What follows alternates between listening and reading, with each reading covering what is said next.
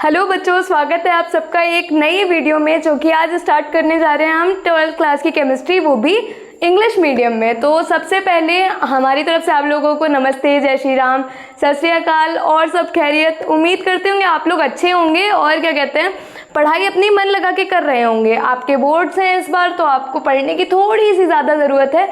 तो आज हमारे सामने एक चैप्टर है केमिस्ट्री का जिसका नाम है केमिकल काइनेटिक्स, जो कि आप लोगों ने अपना सिलेबस अब तक देख लिया होगा, आपको पता होगा इस चैप्टर में। तो आज हम इस चैप्टर के बिल्कुल बेस की बात करेंगे। इस चैप्टर का सबसे बेसिक चीज़ क्या है, मॉलिक्यूलैरिटी और ऑर्डर ऑफ रिएक्शन के बारे में आज हम बात करेंगे। तो आज की वीडियो में हम क्या पढ़ेंगे, हम सबसे पहले वो डिस्कस कर लेते हैं। सबसे पहले हम जानेंगे कि जो कि हमारा चैप्टर है इसका मतलब क्या है, इस चैप्टर में हमें सीखने को क्या मिलेगा और इस चैप्टर में क्या पढ़ाया जा रहा है। उसके बाद आपको यहाँ पे एक बड़ा क्वेश्चन दिख रहा होगा, उससे भी बड़ा इंपॉर्टेंट लिखा दिख रहा होगा। इसका मतलब यही है कि ये आपके बोर्ड में आ सकता है और इसके बहुत ज़्यादा चांसेस है कि ये आपके बोर्ड के पेपर में आपको ये दिखाई दे। पहले भी कई बार ये बोर्ड में आ चुका है और ये क्वेश्चन इतना इंपॉर्टेंट है कि आपको आना ही चाहिए। आगे भी आपके बहुत काम आएगा जब तक आपके पास केमिस्ट्री रहेगी। तो सबसे पहले हम लोग पढ़ लेते हैं और जान लेते हैं कि केमिकल काइनेटिक्स का मतलब क्या होता है। तो जो ये वर्ड है आपका चैप्टर जो है, इसका ये वर्ड दो वर्ड से मिलकर बना हुआ है, केमिकल और काइनेटिक्स। केमिकल हम लोग के लाइफ में बचपन से जब भी केमिस्ट्री आई है, जब से हम लोग केमिस्ट्री पढ़ रहे हैं 9th क्लास से या उससे पहले से, जब से भी आप केमिस्ट्री पढ़ रहे हैं, आप लोग ये तो जानते ही होंगे कि जो केमिस्ट्री है वो पूरी केमिकल्स के इर्द गिर्द घूमती है। अगर आपको केमिकल के बारे में जानना है तो आपको केमिकल रिएक्शंस के बारे में जानना होगा। केमिकल रिएक्शंस को मैथमेटिकली हम कैसे लिखते हैं, तो वो केमिकल इक्वेशंस हो जाती हैं जिसमें हम प्लस और गिव्स का निशान लगा के ये सब करके उसे शो कर देते हैं। तो उम्मीद करते हैं केमिकल काइनेटिक्स का मतलब आपको समझ आ गया होगा। और काइनेटिक्स का मतलब सिंपल सी चीज़ है, कोई चीज़ चलना। तो हमें ये पता है कि जब रिएक्टेंट मॉलिक्यूल्स, ऐसे मॉलिक्यूल, आप लोग को पता होगा कि जो रिएक्शन करते हैं वो रिएक्टेंट होते हैं, जो बनता है वो प्रोडक्ट होता है। तो जो रिएक्टेंट मॉलिक्यूल्स होते हैं वो आपस में रिएक्शन करके प्रोडक्ट का फॉर्मेशन करते हैं। ये सब आप पहले से पढ़ चुके हैं। बस आज हम ये जानेंगे कि ये जो पूरा प्रोसेस होता है उसमें कितने टर्म्स होते हैं, उसमें अंदर क्या क्या चीज़ें हैं। एक जो नॉर्मल सी रिएक्शन हमें लिखी दिखती है, इसके पीछे क्या क्या मैकेनिज्म, क्या क्या हुआ है, इस चैप्टर में हमें सिर्फ उतना पढ़ाया जाता है। क्वेश्चन है आपके पीछे, difference between molecularity and the order of reaction. तो आज हम इन्हीं दोनों के बारे में बात करेंगे कि इनके बीच में अंतर क्या है। पहला वर्ड है मॉलिक्यूलैरिटी। आप लोग को थोड़ा थोड़ा सुना हुआ लग रहा होगा। जब आप नए 9th क्लास में आए थे तो आपने एक वर्ड सुना था, मॉलिक्यूल्स। मॉलिक्यूल्स क्या होते थे, जब एटम्स 2 और 2 से ज़्यादा जो एटम हैं वो आपस में मिल जाते थे तो एक मॉलिक्यूल बना लेते थे। वही मॉलिक्यूल जो है वही रिएक्शन में पार्ट लेते थे और आगे प्रोडक्ट बन जाते थे। तो यही यहाँ पे सिंपल सी बात है। मॉलिक्यूलैरिटी क्या है, किसी भी केमिकल रिएक्शन में जितने भी रिएक्टेंट मॉलिक्यूल पार्ट लेंगे, जितने लोग पार्टिसिपेट करेंगे, उतने उनकी ही गिनती, उन्हीं की काउंटिंग क्या कहलाएगी, मॉलिक्यूलैरिटी कहलाएगी। जैसे एक रिएक्शन है सुक्रोज और वाटर वाली ले लो। सुक्रोज यानी शक्कर, चीनी, वो और पानी को मिलाया, ग्लूकोज और फ्रक्टोज बना। तो जो चीनी और पानी है, ये दो चीज़ें काम कर रहे हैं, दोनों रिएक्टेंट है, दोनों की वजह से रिएक्शन हो रही है।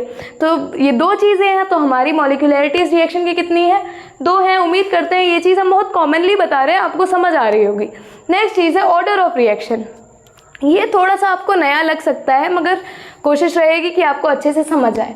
ऑर्डर ऑफ रिएक्शन कुछ नहीं है। ऑर्डर का मतलब क्या होता है, किस तरीके की है। जब आप लोग, अच्छा एक वो सिनेरियो है, वो आप अज्यूम करिए कि एक आप लोग अपने स्कूल में हैं, कोई एनुअल फंक्शन या कोई फंक्शन होना है। अब उस फंक्शन में एक आपकी टीम है 5 से 6 पीपल की। अब आप लोगों से कह दिया जाता है कि आप लोग क्या करेंगे कि अपनी जो टीम है उसमें से एक हेड है और आप लोग एक स्किट परफॉर्म करेंगे।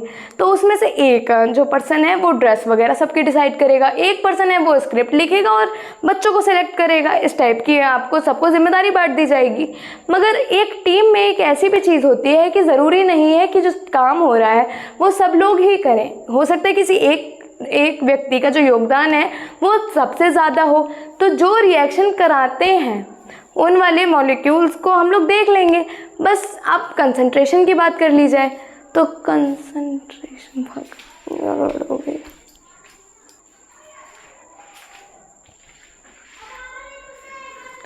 नेक्स्ट चीज़ है हमारी order of reaction. Order of reaction में हम लोग क्या करेंगे, कुछ नहीं, हम बस उन चीज़ों की बात करेंगे कि एक जो रिएक्शन है उसमें कितनी जो रिएक्टेंट मॉलिक्यूल है वो कौन कौन मेन काम कर रहे हैं। जैसे कि कई रिएक्शंस होंगी जिसमें से 2 मॉलिक्यूल हैं, दोनों ही बहुत काम कर रहे होंगे। कुछ ऐसी भी होंगी जिनमें एक काम कर रहा होगा, एक व्यक्ति खाली सपोर्ट कर रहा होगा, वो पूरा काम नहीं कर रहा होगा। तो बस यही सब हम ऑर्डर ऑफ रिएक्शन में पढ़ेंगे। अब इन दोनों के बीच डिफरेंस क्या है, सबसे पहले हम लोग ये जान लेते हैं। पहला डिफरेंस यहाँ पे लिखा है, इट कांट बी जीरो। जो मॉलिक्यूलरिटी है वो कभी भी जीरो नहीं हो सकती। अच्छा, आप लोग खुद एक बार दिमाग लगाइए, कोई रिएक्शन आपके सामने रखी है, क्या उसकी मॉलिक्यूलरिटी जीरो हो सकती है? एक रिएक्शन है, सबसे बेसिक वाली हम लोग ले लेते हैं, न्यूट्रलाइजेशन रिएक्शन जो थी, NaOH वाली जो रिएक्शन थी, आप लोगों ने छोटे में पढ़ी होगी, बेस और एसिड मिलके सॉल्ट बनाता है। तो इस रिएक्शन में आपको क्या लगता है कितने मॉलिक्यूल रिएक्टेंट हैं?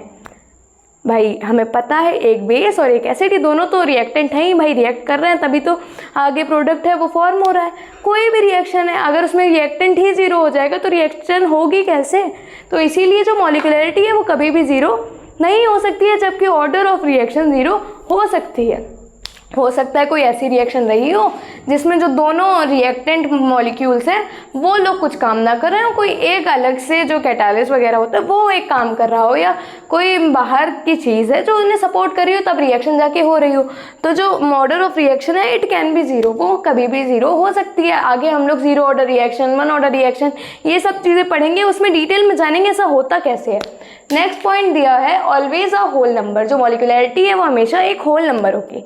कभी सोचा है कि आधा कोई काम जो रिएक्शन हो रही है उसमें रिएक्टेंट है वो आधा है, या किसी वैसी चीज़ में नहीं, या तो 1 होगा या 2 हो गए या 3 होंगे। जबकि इसके डेफिनेशन में क्या है कि रिएक्टेंट की काउंटिंग, रिएक्टेंट की गिनती, भैया हम लोग गिनती शुरू करेंगे, कैसे शुरू करेंगे? 1 2 3 नेचुरल नंबर से करेंगे। तो ये हाँ कभी भी फ्रैक्शन या कोई और चीज़ नहीं हो सकती है, पॉइंट में नहीं हो सकती है, ये हमेशा एक होल नंबर रहेगा। जो मॉलिक्यूलरिटी है हमारी वो हमेशा होल नंबर रहेगी। ऑर्डर ऑफ रिएक्शन का सेकंड पार्ट है, इट कैन बी फ्रैक्शन। जो ऑर्डर ऑफ रिएक्शन है वो फ्रैक्शन में हो सकती है, हो सकता है 1.5 ही व्यक्ति काम कर रहा हो। जब हम आगे इसके बारे में डिटेल में पढ़ेंगे, जीरो रिएक्शन, वो जीरो ऑर्डर वाली रिएक्शन, ये सारी चीज़ें जब पढ़ेंगे तो इसमें हम डिटेल से जानेंगे ऐसा कैसे होता है और क्या क्या चीज़ें होती है। बस यहाँ पे आप लोग ये समझ लीजिए कि ये फ्रैक्शन में हो सकती है, जबकि मॉलिक्यूलरिटी कभी भी फ्रैक्शन में नहीं हो सकती, वो हमेशा एक होल नंबर ही रहेगी।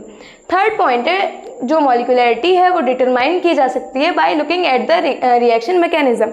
जो अभी जैसे हमने आपको एग्जांपल दिया चीनी पानी वाला, या बाद में हमने अभी न्यूट्रलाइजेशन रिएक्शन वाला एग्जांपल दिया, इसमें आप लोग खाली रिएक्शन देख के बता सकते हैं उसकी मॉलिक्यूलरिटी कितनी है, क्योंकि रिएक्टेंट गिनना कौन सी बड़ी बात है। जो एरो से पहले चीज़ें लिखी होती हैं प्लस में 1 2 3 4 जितनी भी लिखी हैं वो सारी क्या होती हैं? रिएक्टेंट्स होती हैं, और जितने रिएक्टेंट होंगे उतनी ही मॉलिक्यूलरिटी है। तो ये हम नॉर्मली जो रिएक्शन है उसका मैकेनिज्म यानी रिएक्शन देख के ही बता सकते हैं कि मॉलिक्यूलरिटी कैसी कितनी होगी उसकी, जबकि ऑर्डर ऑफ रिएक्शन के साथ ऐसा बिल्कुल नहीं है। इसे पता करने के लिए लैब मेथड्स होते हैं, इन्हें पता करने के लिए जो लैब्स हैं उसमें निकाला गया है। उसके बाद हमारी बुक्स में ये चीज़ मेंशन की गई है कि कौन सी जीरो ऑर्डर रिएक्शन है, कौन सी 1 ऑर्डर रिएक्शन है, ये सब चीज़ें उसके बाद बताई गई हैं। यहाँ पे हमारा इसके नेक्स्ट पार्ट है, इसकी जो डेफिनेशन है basically, molecularity is the number of reactant molecule in a chemical reaction, जो कि अभी हमने आपको बताया है किसी भी केमिकल रिएक्शन में जितने रिएक्टेंट मॉलिक्यूल होंगे उन्हीं की काउंटिंग, उन्हीं की गिनती क्या कहलाती है? एंड में जाके मॉलिक्यूलरिटी कहलाती है। और इसकी डेफिनेशन क्या है? It is the sum of power of the concentration term of reacting species in the rate law equation. जब हम लोग रेट लॉ इक्वेशन आगे पढ़ेंगे, इसके बारे में हम लोग पढ़ेंगे। अभी बहुत से लॉ हैं, इस चैप्टर में बहुत कुछ जानना है, बहुत डीप है ये चैप्टर। और अगर आप लोग बिल्कुल बेसिक से पढ़ते आएंगे तो हम उम्मीद करते हैं आपको कोई भी चिंता नहीं होगी और कोई भी चीज़ ऐसा नहीं होगा कि समझ नहीं आई है। बस आपको बेसिक्स इसके पता होने चाहिए। इसमें क्या है, जो पावर्स होती हैं कंसंट्रेशन की, उनका सम होता है।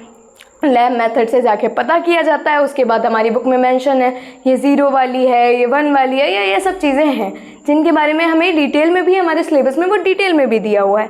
एंड में यहाँ पे एक पॉइंट लिखा है, it is a theoretical concept, और जो दूसरे वाले में लिखा हुआ है कि एक्सपेरिमेंटल कॉन्सेप्ट है। ये हम लोग आपको बता ही चुके हैं कि जो ये है, ये आपको थ्योरी में एक रिएक्शन हमने लिख दी। फॉर एग्जाम्पल यहाँ हम लिखने जा रहे हैं C12H22 O11 plus H2O gives C6H12O6 plus C6H12O6। ये रिएक्शन आपके सामने लिखी है। क्या ये सिर्फ यहाँ पे थ्योरी लिखी हुई है? इतनी बड़ी जो रिएक्शन आपके सामने है ये एक थ्योरी में है। क्या आप ये देख के मॉलिक्यूलरिटी फाइंड कर सकते हैं? बिल्कुल कर सकते हैं। एक ये जो चीनी है, जो शुगर है, जो सुक्रोज है, ये और दूसरी चीज़ हमारा वाटर, हमारा जल जो कि जीवन है, यही दो चीज़ें हैं जो कि इसके रिएक्टेंट है। तो इसकी मॉलिक्यूलरिटी सिंपली 2 हो जाएगी। ऐसे जबकि ऑर्डर ऑफ रिएक्शन है, यानी कितने जो वो हैं, कितने मॉलिक्यूल हैं, वो डिसाइड कर रहे हैं कि ये रिएक्शन की जो स्पीड है वो बढ़ेगी कम होगी। खुद देखिए आप, ये रिएक्शन, ये चीनी है, चीनी पानी में घोली है बेसिकली। चीनी जितनी ज़्यादा घोलेंगे उतना ही ज़्यादा तो ये दोनों प्रोड्यूस होंगे। तो हमें बस ये बताना होता है ऑर्डर निकालने में कि ऐसे कौन सा टर्म है या इसमें कितनी चीज़ें हैं जो इसकी स्पीड डिसाइड कर रही हैं। बस इतना सा कॉन्सेप्ट है इन दोनों चीज़ों का। उम्मीद करते हैं आप लोगों को बहुत अच्छे से समझ आया होगा। कोई भी डाउट हो तो आप कमेंट सेक्शन में डाल सकते हैं और आपकी वीडियो आपको मिल जाएगी वीक में 2 डेज, मंडे एंड थर्सडे, और जो कि आएगी आपकी रात में 8:30 बजे। तो आप तैयार रहिएगा। आप बस नोट्स बनाते चलिए और चैप्टर को समझते चलिए। कोई भी चीज़ डाउट आ रही है आप कमेंट में डालिए। एक सेशन हम ऐसा कोशिश करेंगे, ज़रूर करें मंथली, जिसमें हम आपके सब जो डाउट्स हैं वो क्लियर करें। तब तक के लिए जय हिंद, जय भारत। अच्छे से पढ़ाई कीजिए और बने रहिए BDKDN के साथ। धन्यवाद।